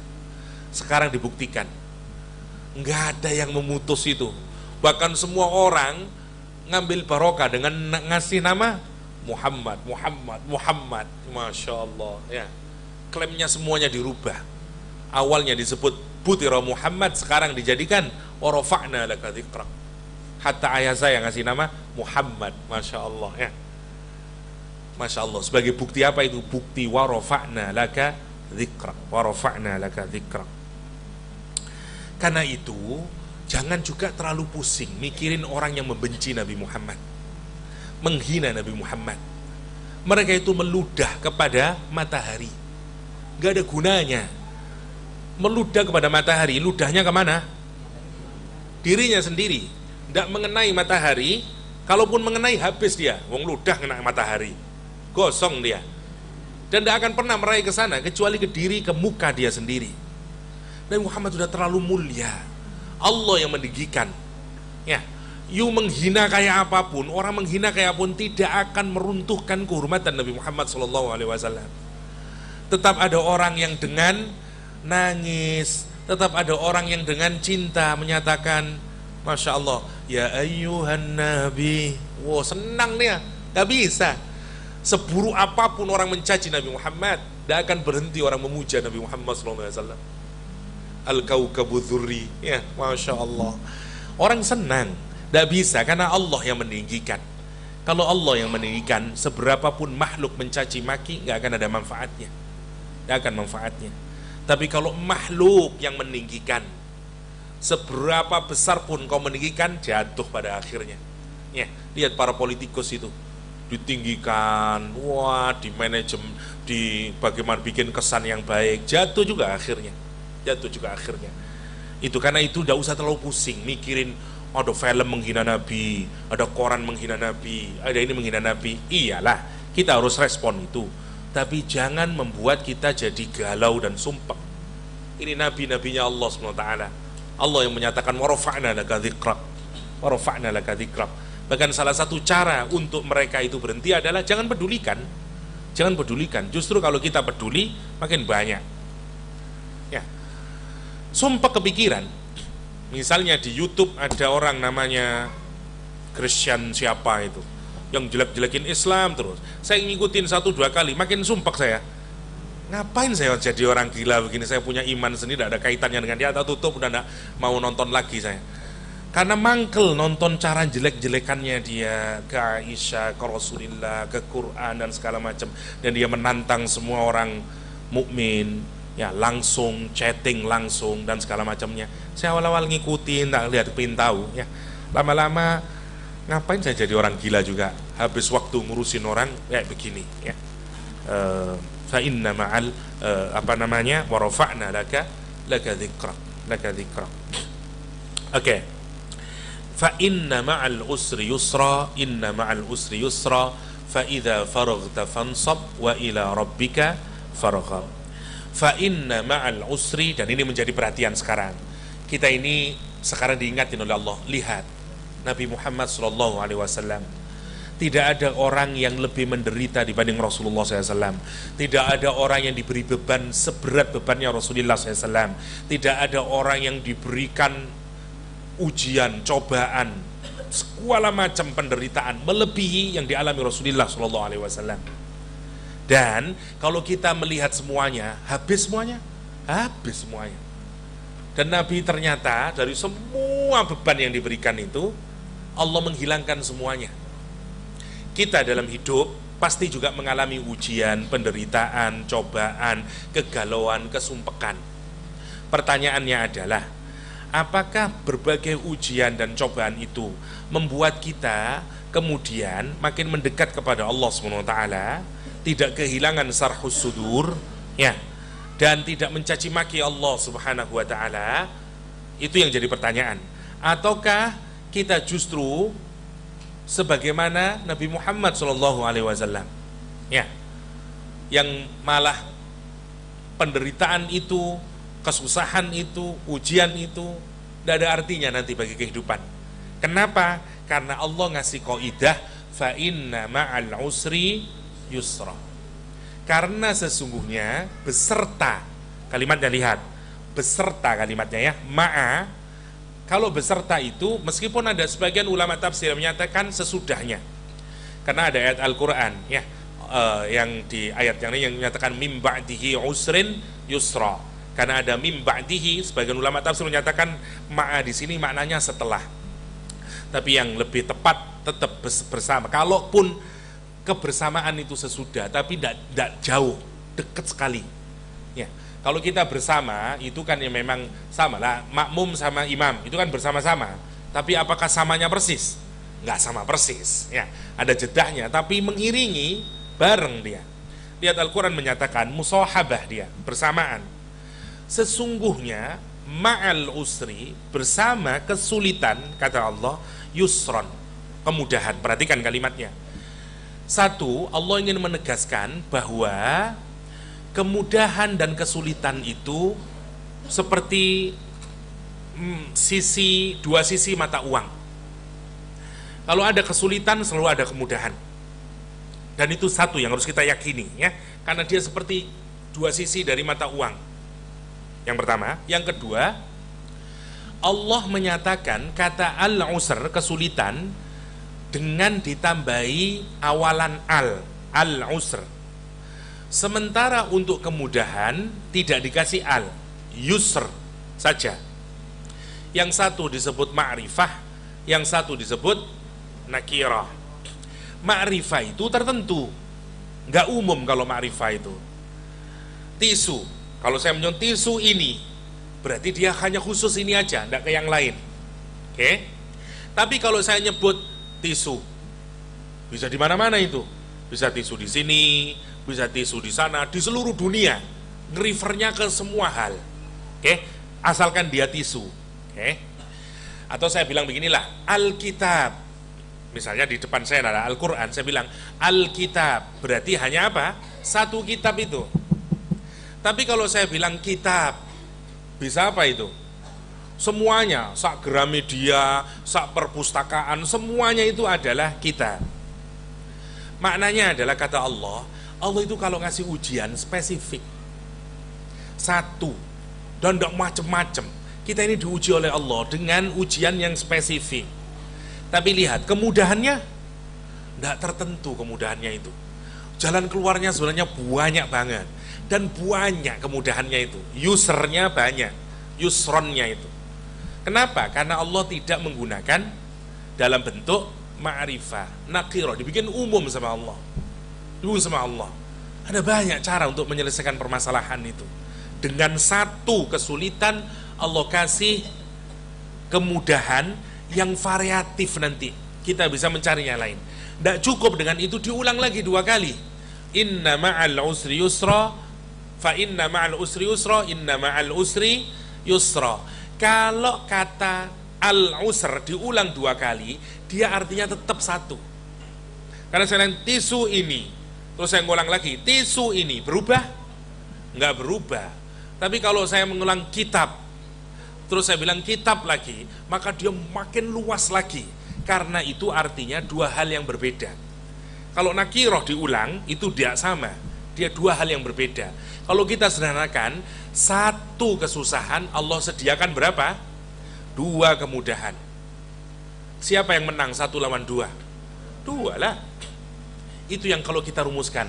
Jangan pikirkan sekarang, semua kita pernah mengalami kesulitan. Waktu kita dirundung kesulitan yang kita rasakan paling berat sekalipun, seakan-akan tidak ada jalan keluarnya, ya tak? Ustaz, dulu saya pernah Ustaz, tidak tahu udah kayak apa rasanya, tidak mungkin kayaknya saya bisa keluar itu. Nah sekarang, iya Ustaz ya, kalau dipikir itu, sekarang udah selesai ternyata urusan itu. Apa yang saat kita merasakan seakan-akan tidak ada jalan keluar, Allah kasih jalan keluarnya. Waktu anak kita meninggal dunia, gelap dunia ini rasanya. Seakan-akan kita tidak punya lagi peluang untuk hidup, tidak tahu jalan keluarnya. Waktu ibu kita meninggal dunia, gelap rasanya dunia ini. Waktu pasangan kita nanti meninggal dunia, sumpek rasanya ini. semuanya terasa sumpek. Tapi ya Allah, seiring dengan waktu, Allah itu punya healing prosesnya sendiri. Termasuk hati kita dibikin lupa sama Allah SWT. Masya Allah. Dan tidak lama itu Allah sediakan caranya. Inna ma'al usri yusra. Kenapa sih?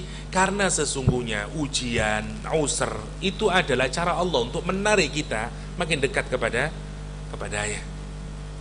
Tidak ada cara yang salah satu cara paling terbaik untuk membuat hati kita ini terpikat kepada Allah SWT adalah musibah, ujian, usr. Usron itu membuat kita merasa kecil dan kita membutuhkan yang besar, membutuhkan anta waliyyi fid dunya wal akhirah. Ya, lihat kalimatnya Nabi Yusuf. Ya, apa kata dia setelah mendapatkan semuanya? Rabbi qad ataitani minal mulk wa 'allamtani min ta'wilil ahadits fatirus samawati wal ard. Ya, anta waliyyi fid dunya wal akhirah.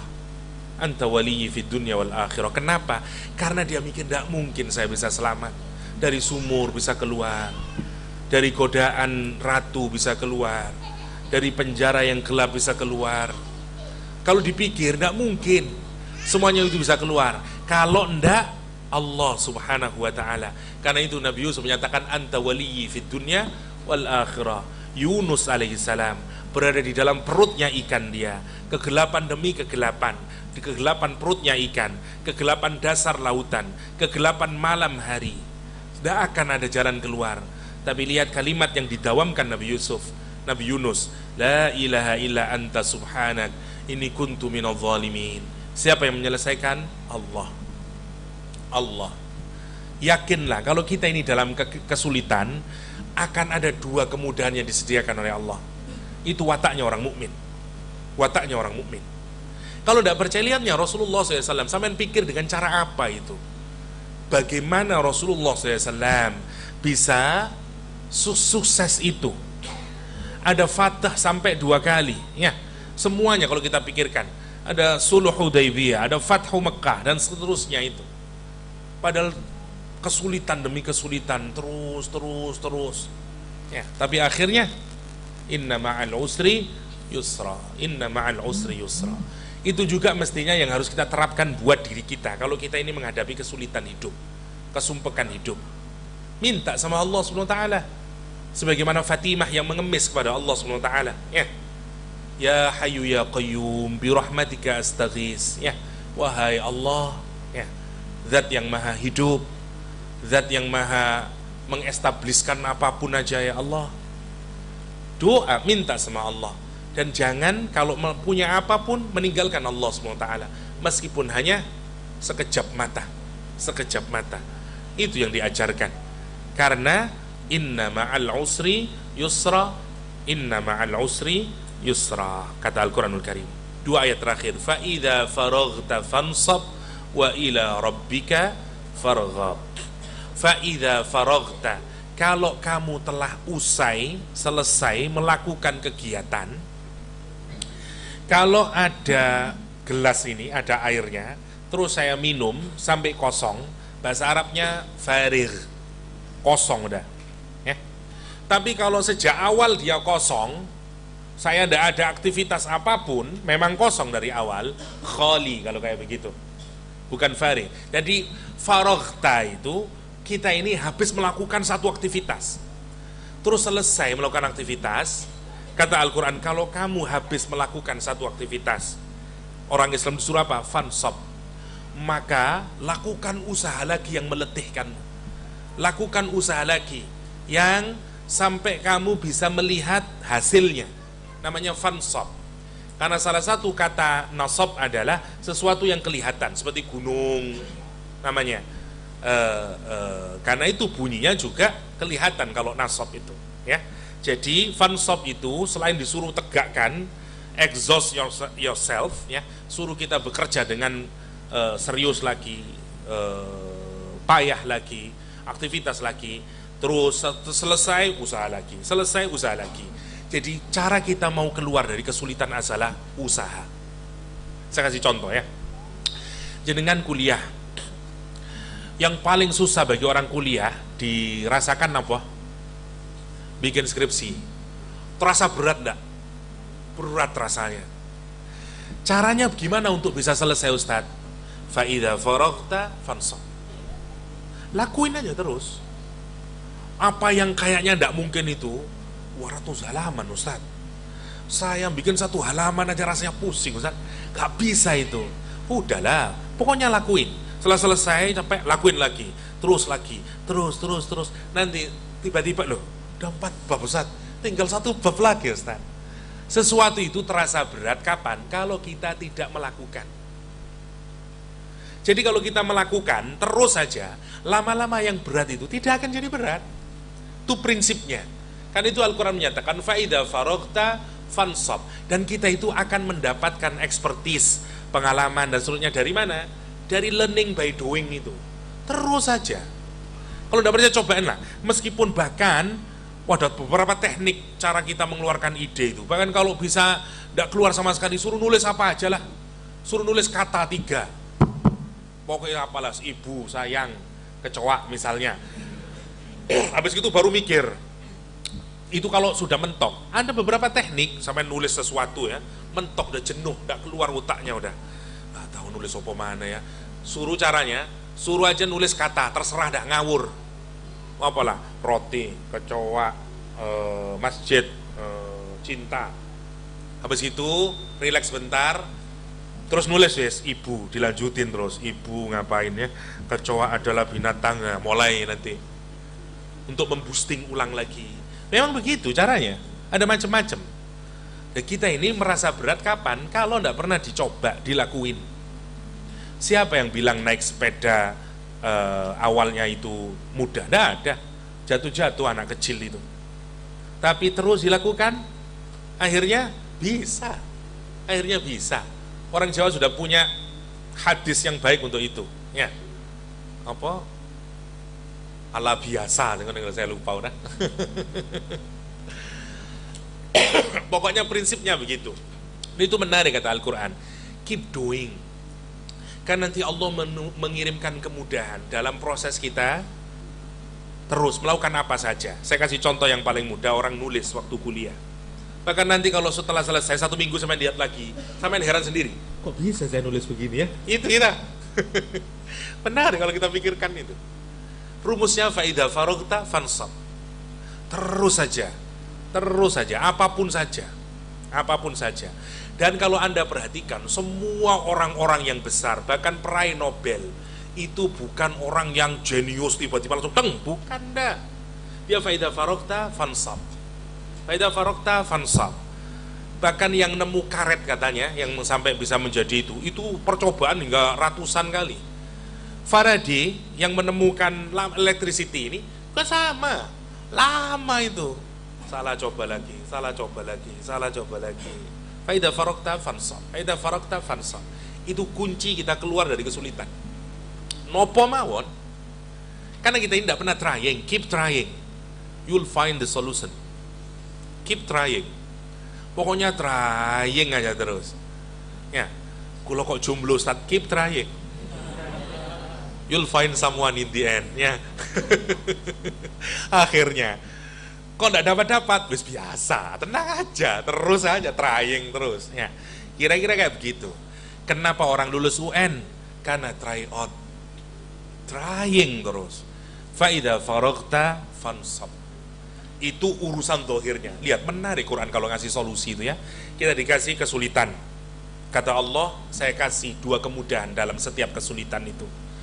Oke, itu ditanam di kognisi kita sebagai sebuah kesadaran. Ben apa? Ben sampean punya pikiran yang positif kalau dapat kesulitan. Karena pertama kali yang menyebabkan kita tidak bisa keluar dari kesulitan adalah nganggap kesulitan itu tidak bisa dipecahin. Wes tidak mungkin bisa dipecahin, wong gimana? Wong pikiran kita sendiri udah menutup diri. Karena itu kita dikasih semangat dulu. Inna ma'al usri yusra, inna ma'al usri yusra. Tanemin itu, enggak, semua kesulitan bisa dipecahin. Gimana caranya? Enggak tahu saya. Udahlah, keep trying. Yang pertama, caranya. Dikasih solusinya juga. Yang kedua ngapain? Wa ila rabbika farghab. Nah, ini kerja zahir, yang satu kerja batin. Wa ila rabbika, mestinya ila rabbika di akhir. Farghab ila rabbik. Mestinya begitu. Enggak, ila rabbika khususnya dan spesial hanya kepada Rabbmu yang menciptakan kamu, yang merawat kamu, yang ngasih kamu, yang ngasih rizki kamu, yang menghidupkan kamu, nyiptain kamu, ngasih planning buat hidupmu. Farghab, cintai dia, kaitkan hatimu kepada dia. Raghiba itu makna awalnya sebenarnya berharaplah kepada dia, bukan hanya berharap sebenarnya. Raghiba itu tergantung belakangnya ya. Kalau roghibaan benci, raghiba ila cinta banget raghiba ila, ya. Tapi raghiba fi benci banget. Pasti ini semua hafal, terutama yang putra ya. An nikahu sunnati, faman raghiba an sunnati. Kalau an benci, raghibaan benci, raghiba ila cinta. Lihat kalimatnya, ila rabbika farghab, kepadamu berikan hatimu seutuhnya buat dia Allah, buat dia yang merawat kamu, yang mencintai kamu, yang merawat kamu. Jangan terlalu kegeeran juga dalam usahamu. Yang penting keep trying, hatimu tetap ke Allah ya, itu yang terus. Masya Allah, bayangin kalau anak-anak itu diajarkan kayak begini ini, dia siap menghadapi apapun dalam hidup. Sogele, kamu punya Allah, andalkan Allah, hatimu tetap ke Allah, sementing usaha. Mati masalahnya berat, inna ma'al usri yusra. Saya enggak bisa Ustaz kuliah di kok enggak mau coba anak as-sarah aja, itu maksudnya. Kita ini semuanya punya beban dalam hidup. Jangan pernah melihat orang itu enggak punya. Tanyain sama semua orang punya masalah dalam hidupnya. Semakin Anda mau naik kelas, semakin banyak masalahnya. Hatta Nabi Yunus dimakan ikan, bayangin itu. Sampai pernah dimakan ikan hiu? Gak pernah. Tidak ada orang ceritanya, tidak ada kesulitan itu. Semua orang punya kesulitan. Maka start yang pertama, sadari itu, kesulitan selalu ada jalan keluar. Bahkan Allah menyediakan 2 jalan keluarnya atas 1 kesulitan. Dan variasinya tak terbatas, karena dibikin nakirah. Tanamkan itu, gak akan ada. Yang kedua, baru keep trying, usaha. Meskipun kadang-kadang usahanya itu menurut akal kita gak mungkin itu. Kalau Anda mau menebang pohon yang besar, Anda cuman punya kampak yang kecil, di awal pekerjaan bisa merobohkan. Gak bisa, tapi kalau terus, lama-lama roboh itu. Terus saja. Dia tidak mungkin mau sama saya Ustadz. Udahlah, keep trying aja lah. Terus saja. Ya, nanti lama-lama meleleh juga dia. Ya, misalnya. Tapi sekali lagi, hatinya tetap ke Allah. Itu bedanya orang mukmin. Kenapa sih harus tetap ke Allah? Biar buatan stres. Imbangannya begini, kalau sampean keep tryingnya terus, usahanya terus, tapi hati sampean tidak ke Allah, stres sampean. Percaya sama saya, stres. Wes usaha ndaki segala macam dilakukan, tapi terus gagal, ke rumah sakit jiwa, ya, seperti yang dilakukan oleh anggota DPR, caleg, ya. Dia lakukan semuanya, trying semuanya, udah waduh segala macam, tidak jadi, sakit dia. Kenapa? Wa ila rabbika farghab. Dia tidak ke sana. Itu pentingnya kita, zahir dijaga, pikiran dari semua aspek itu kena dalam Al-Quran. Ya, yang satu persoalan kognisi dibangun, usaha fisik, keep trying. Ya, yang terakhir hati kita diletakin. Jadi semua kena, mind, body, and soul itu kena tiga-tiganya. Mindnya, inna ma'al usri yusra, fa inna ma'al usri yusra, itu masuk di dalam sudur. Itu seperti inna ma'al usri yusra, seperti orang, saya tidak mungkin berhenti merokok, diapain sampean oleh psikolog, ya dihipnotis juga Anda, berhenti muda, ya di restorasi sama. Quran menarik, inna ma'al usri yusra, dikuatin lagi, usaha lagi. Sampean setelah usaha kayak tidak berhasil, sholat zuhur, Allahu Akbar, baca ayat ini lagi, fa inna ma'al usri yusra, kuat lagi, keep trying lagi. Tapi hati jangan kaitin dengan usaha kita. Jadi kalaupun gagal, kita tahu Allah punya rencana, mungkin dari sini lebih baik lagi. Kita tidak akan pernah stres. Itu namanya wa ila rabbika farghab. Dan yang paling menarik lagi kalau jenengan renungkan, ke siapa sih sebenarnya kita ini harus melabuhkan hati? Allah SWT, ke Rabb kita. Karena apa kita memberikan seluruh hati kita ke Rabb? Karena dia yang merawat kita, karena dia yang menciptakan kita, karena dia yang memberikan rezeki buat kita, karena dia yang punya planning atas hidup kita, karena dia yang menjadi Rabb kita. Dan hanya kepada Rabb itulah saya akan longing for him, saya akan mencintai dia, saya akan menggantungkan harapan kepada dia, karena dia segala-galanya buat saya. Itu wa ila rabbika farghab. Jadikan itu motif dalam hidup, ila rabbika farghab. Wah, top itu. Bukan ila siapalah Samsul farghab. Wah, jangan. Ya, ila siapa? Ila rabbika farghab. Dan itu yang dilakukan Nabi. Makanya Nabi kalau kita perhatikan, enteng saja kalau kita perhatikan itu ya. Perang Khandaq, bayangin ya. Al-Quran menggambarkan ketakutan orang mukmin. Allah menggambarkan hatinya tidak ada di dada, hatinya di tenggorokan. Gambarannya Al-Quran itu, hatinya itu di sini. Saking apanya itu? Saking ketakutannya dan keresahannya. Usr ini sudah. Dan tidak mungkin menang, sudah hancur Madinah. Wong melawan pasukan koalisi. Bayangkan, Madinah baru aja. Ya, Badar menang, Uhud kalang kabut misalnya, ganti sekarang Ahzab. Kita sekarang harus membumi hanguskan Madinah. Karena itu kita bikin pasukan koalisi. Pinter Mekah, bikin koalisi. Siapa yang either you with us or against us. Kayak George Bush dulu. Koalisi dia. Karena punya kepentingan yang sama, yaitu jangan sampai Islam kuat, nanti akan menghabiskan kita. Demi NKRI, misalnya kayak begitulah. Kalimatnya kan begitu sebenarnya itu. Ketahanan nasional demi menjaga cara hidup kita, demokrasi dan segala macam, serang. Dan memang besar. Nabi gimana terus? Ya udahlah, kita terima aja. Tidak punya ide apapun kecuali Salman, karena tidak tahu metode perang gimana, nggak tahu. Siapa yang punya idenya? Salman. Karena dia orang Persia, punya bikin Khandaq. Tapi pertanyaan saya, apakah Khandaq menyelesaikan masalah? Khandaq tidak menyelesaikan masalah. Khandaq benar hanya menahan sebentar masalah. Karena kalau tidak keluar dari kota Madinah, mati, tidak makan. Katanya Abu Sofyan dan teman-temannya, oke, you bikin Khandaq, diketawain sama dia. Oke, berapa lama kamu bisa bertahan dalam kota? Habis itu logistikmu habis, mati semuanya kamu. Dan kita enak, malah tidak usah perang, tinggal masuk nanti. Ditunggu sama mereka, ya, bikin tenda rek. Ayo kuat-kuatan, ya, tenang dia logistik banyak.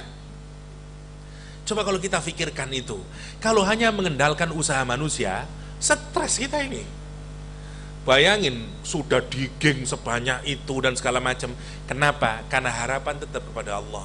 Anda boleh usaha, tapi jangan gantungkan harapan pada usaha itu. Itu bedanya orang mukmin. Usahanya orang mukmin dengan orang tidak mukmin. Yang penting usaha. Decision makernya Allah Subhanahu wa Ta'ala. Dan kalau Anda gantungkan sama Allah, berbeda.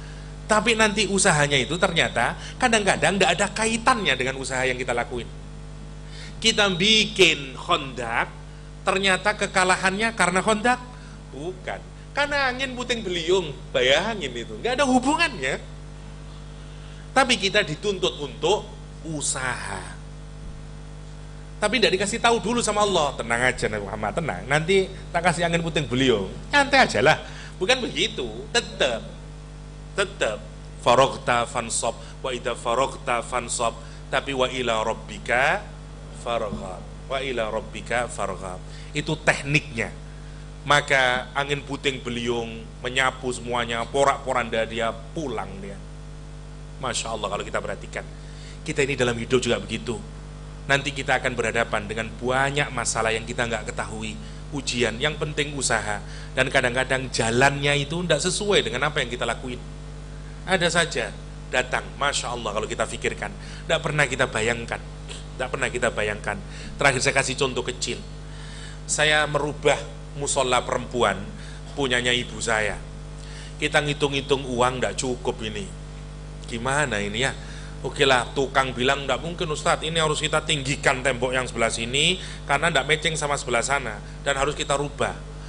Saya mikir malam itu, ya apa, nggak cukup tapi duit bu, tapi lah dirubah ini nih, apa nanti? Karena saya mikir-mikir, Bismillah lah, nggih pun dirubah mawon. Nggak tahu saya dapat uang dari mana, Bismillah lah. Oke, begitu selesai, paginya ibu saya nelpon saya nangis. Ya.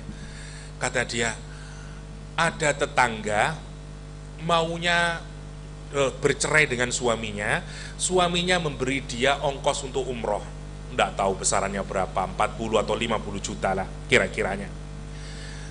Tapi orangnya kena stroke. Dia punya anak satu laki-laki yang bekerja. Katanya dia, saya hanya mau berangkat kalau anak laki-laki saya mau nganterin saya. Terus anak laki-lakinya bilang, Bu, saya enggak bisa nganterin bu, karena saya harus bekerja gini-gini. Oke, dan dia kemudian, saya tidak mungkin lah kalau saya, apalagi saya kena stroke. Terus dia mikir, kalau uang ini tidak saya gunain untuk umroh, habis ini lama-lama. Terus dia nemuin ibu saya, dan dia bilang, Bu, saya tidak umroh, toh ini juga karena sunnah, kata dia. Jadi, saya mau uang ini Anda gunain untuk ngerubah musola ini. Karena itu paginya ibu saya nangis. Masya Allah, la ilaha rabbika farghab. Kata ibu saya, pangeran ndak bolehin kita berhenti kayaknya. Terus berarti wes enggak bu. Itu contoh kecil, Rek. Contoh kecil bagaimana kalau kita bergantung kepada Allah, ada saja solusinya. Tidak ada kaitannya dengan apa yang kita pikirkan. Contoh kecil, kita semuanya akan mengalami ujian demi ujian, dan kalau kita nanti dapat solusinya dan sampean menggantungkan ke Allah, ujian itu dampaknya apa? Naiknya iman kita. Semakin yakin kita dengan adanya Allah. Kalau sampean usaha dan sampean gantungkan pada usaha Anda sendiri, yang naik apa? Egoisme, kesombongan. Itu saya itu proyek sana itu saya itu. Bukan iman yang makin naik. Sombong Anda makin naik, kekaguman Anda kepada dirimu sendiri yang makin gagah, makin tambah besar, dan Anda kehilangan Allah. Awal ujian dihadirkan agar iman Anda naik, tapi justru musibah itu membuat Anda kehilangan iman. Dan bukan itu contoh dalam Islam. Karena itu kalau kita punya masalah, ingat, indah sekali ayat ini. Namanya surat Asy-Syarh, surat relief, surat ekspansi, surat lapang dada.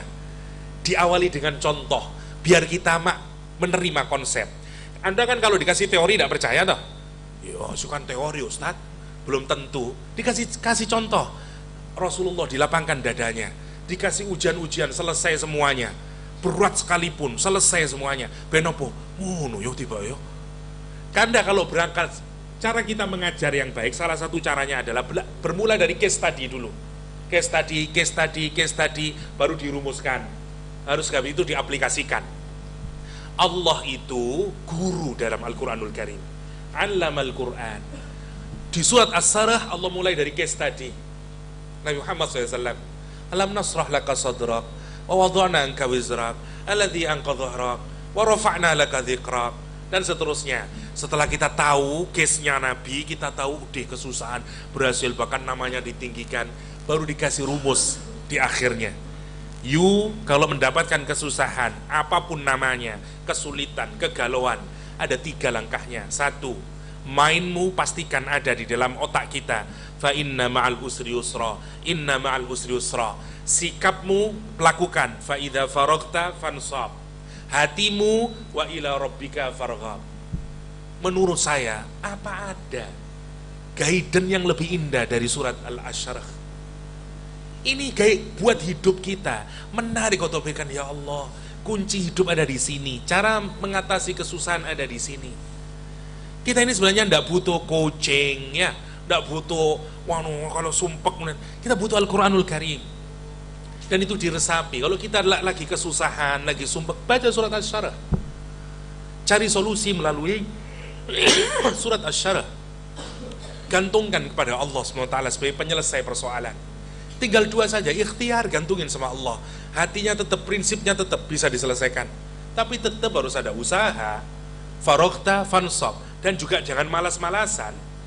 farokta, habis, usaha lagi sampai peluh, karena itu kalimatnya fansab, usaha yang melelahkan kamu. Kalau cuman bikin skripsi, ya saya udah mikir Ustaz, tapi setengah jam drakor lagi, ya nggak mungkin lah selesai, nggak mungkin selesai. Drakornya 3 jam, skripsinya 15 menit, drakor lagi, ya gimana mau selesai? Nggak bisa selesai. Fansab cirinya itu, fansab itu yang menarik. Itu surat As-Sarah yang menurut saya mind blowing, surat ini untuk menjadi pedoman buat kita, karena hidup di dunia tidak akan mungkin kecuali kita akan mendapatkan ujian. Anda sebelum menikah, ujian paling besar Anda kira saya dapat ujian apa Ustaz? Belum menikah. Oke, begitu Anda menikah, Anda dapat ujian lagi. Kok Anda punya anak-anak Ustaz ya? Setelah punya anak, Anda punya ujian lagi. Masya Allah, hidup itu tidak pernah berhenti dari ujian. Karena itu jangan pernah merasa nanti akan tidak ada. Ya, karena itu hatta Imam Ahmad bin Hambal, ya, terus tidak pernah istirahat, kata dia. Anaknya bertanya saat sakaratul maut, ayah kapan kita ini berhenti istirahat? Saat kita sudah dipastikan bahwa kita akan ke jannahnya Allah Subhanahu wa taala. Sebelum ada kepastian kaki kita melangkah di jannahnya, nggak ada ruang untuk istirahat di dunia ini. Terus usaha, dan usaha. Dan itu yang dilakukan oleh orang-orang soleh sepanjang zaman. Intinya sekarang, kalau kita ini sudah dapat semuanya, ya, dari urusan dunia, kalau nanti sudah selesai, ada ujian kita selesai, tinggal 2 yang harus kita inginkan dalam hidup. Sebagaimana doanya Nabi Yusuf alaihissalam. Apa nomor 1? Tawaffani muslimi, tawaffani musliman wa alhiqni bis salihin. 2 itu yang harus menjadi cita-cita kita untuk kehidupan, melakoni kehidupan di dunia ini. Demikian, mungkin mau dilanjutkan dengan tanya jawab, dipersilahkan kalau masih ada waktu, karena ada tulisan 5 menit ya, mungkin masih ada waktu, dipersilahkan ya. Ya, silakan.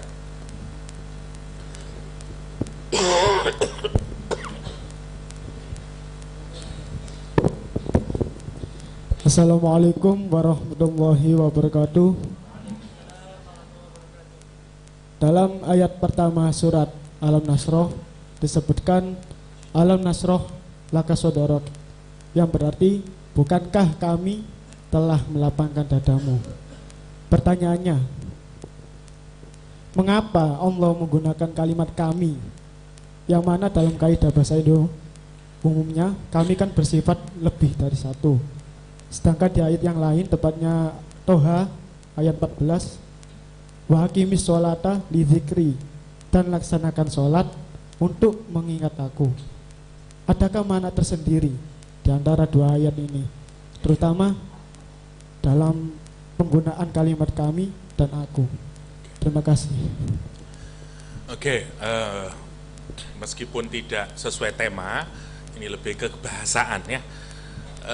Kata aku dan kami di dalam Al-Quranul Karim, gini, kata kami di dalam bahasa Arab itu tidak selalu bermakna aku dan kau ya, meskipun tidak sama-sama suka dan kau ya. Kami itu dalam bahasa Arab maknanya 2, 1 fungsinya ya, 1 untuk menunjukkan makna jamak memang, karena maknanya aku dan kamu. Tapi kami itu juga menunjukkan makna keutamaan atau makna pengagungan, lita'dim namanya fungsinya. Misalnya Pak Jokowi, kalau Pak Jokowi berkata untuk dirinya sendiri, maka Jokowi akan berkata aku makan soto pagi ini, kata Pak Jokowi. Oke? Tapi begitu Pak Jokowi ada di televisi mengumumkan akan adanya perubahan ibu kota, Pak Jokowi menyatakan kami memutuskan bahwa dalam waktu dekat ibu kota Indonesia akan dipindah ke Nurul Hayat misalnya ya. Misalnya, maka Pak Jokowi menyatakan kami. Bukan berarti kami itu Jokowi dengan siapa ya? Tidak begitu. Kami di situ dipakai untuk litakdim, pengagungan, karena Jokowi berbicara sebagai raja, sebagai presiden. Litta'dzim. Allah itu juga begitu dalam Al-Qur'anul Karim. Ya, kalau orang Arab tidak bingung begitu karena orang Arab tahu penggunaan kata samalah seperti kayak gitu gini ya misalnya. Kalau ada kita mempersilahkan orang naik ke panggung, kalau orang itu kita hormati, kita juga tidak menyatakan kamu, tapi beliau, untuk diagungkan. Kepada beliau kami persilahkan. Kenapa kepada kamu dipersilahkan? Nama begitu. Namanya litakdim. Namanya litakdim. Ya, jadi kami juga begitu. Orang kalau mau mengagungkan menggunakan kata kami. Satu. Lah Al-Quran itu kalau Allah berbicara menunjukkan dirinya sebagai raja, ya, raja yang agung dan segala macam, kerap kali menggunakan kata kami. Misalnya Allah ngasih hujan, karena dari hujan nanti lahir semua rizki. Kan dari hujan tumbuh tanaman jadi buah-buahan, tanamannya dimakan oleh hewan, semua hidup. Jadi cara Allah memberikan kehidupan di alam semesta itu kalau mau disederhanakan diawali dari hujan. Quran selalu kalau bilang hujan selalu menggunakan kata kami. Wa anzalna minas sama'i ma'an mubarakan ila akhirih. Karena menunjukkan majestinya Allah. Ya, menunjukkan keagungannya Allah SWT. Oke. Tapi sekali lagi kami itu juga bisa bermakna kekamian. Artinya ada hubungan antara Allah dan selain Allah SWT. Maksudnya harus ada musyarakah, ada hubungan. Contoh misalnya, untuk mencari rizki, kalau Allah memberikan rizki, Allah juga menggunakan kata kami. Maksudnya bahwa kalau Anda mau mencari rizki, itu jangan menyangka juga rizki itu adalah hasil dari usaha Anda saja. Karena di dalam rizki itu juga ada usahanya Allah, campur tangannya Allah SWT. Karena itu rizki di dalam Al-Quran selalu juga menggunakan kata kami. Wa ataina mimma rozakna. Jadi kalau rizki satu, jangan juga langsung ke Allah, ya Allah minta uang ya Allah, jangan bisa, karena harus kami.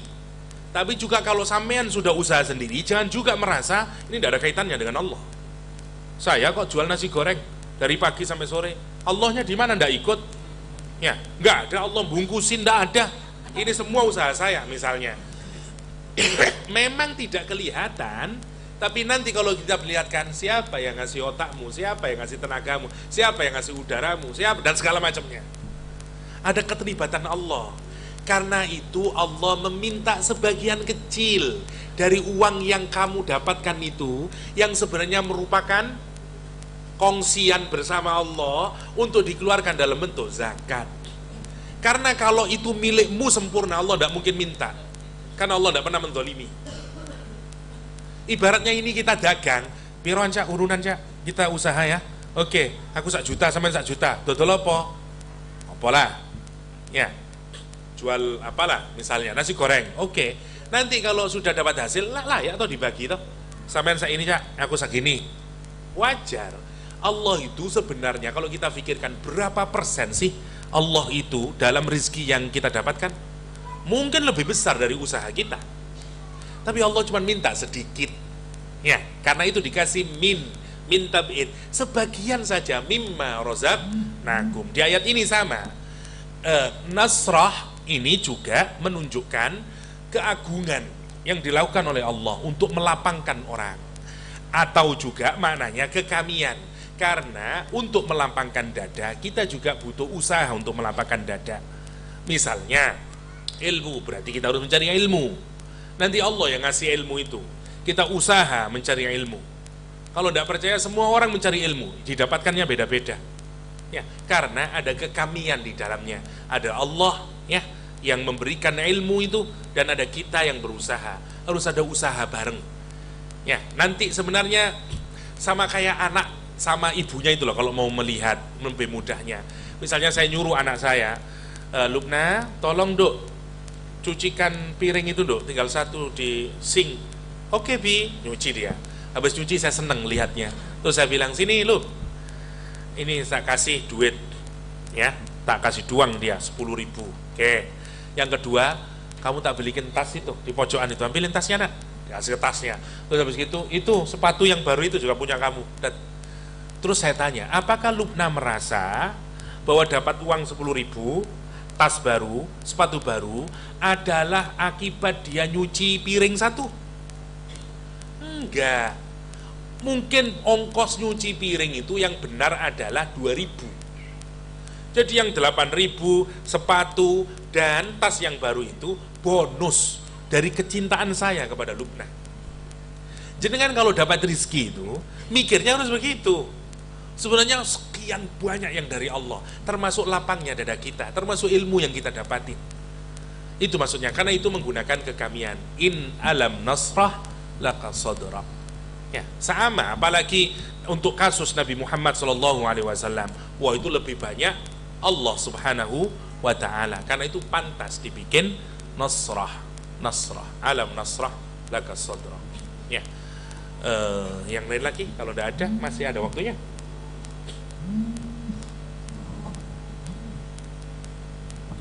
Kalau tidak ada, kita akhiri. Ada? Oke, satu lagi mungkin. Oh, tidak ada.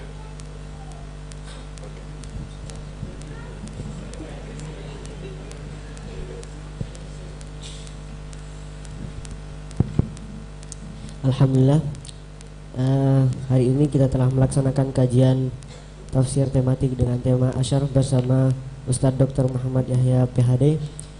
Semoga apa yang kita pelajari hari ini dapat bermanfaat bagi kita di dunia dan akhirat.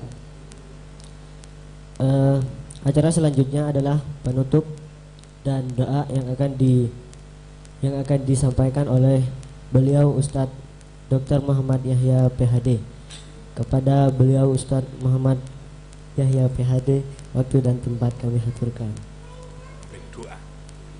Oke.